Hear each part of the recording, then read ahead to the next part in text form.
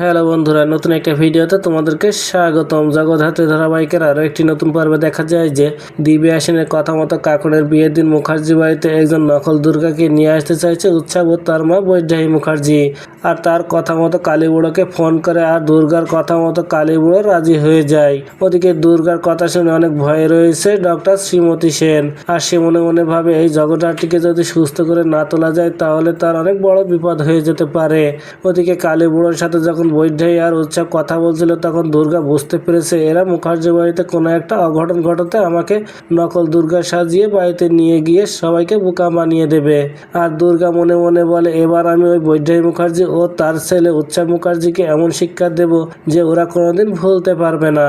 এদিকে কাকনের বিয়ের দিন সেই আশ্রমে চলে এসেছে উৎসব, আর দুর্গাও রেডি হয়ে রয়েছে নকল দুর্গা সেজে। আর উৎসব কালীবুড়োর হাতে অনেক টাকা দিয়ে দুর্গাকে গাড়িতে করে মুখার্জি বাড়িতে নিয়ে চলে আসে।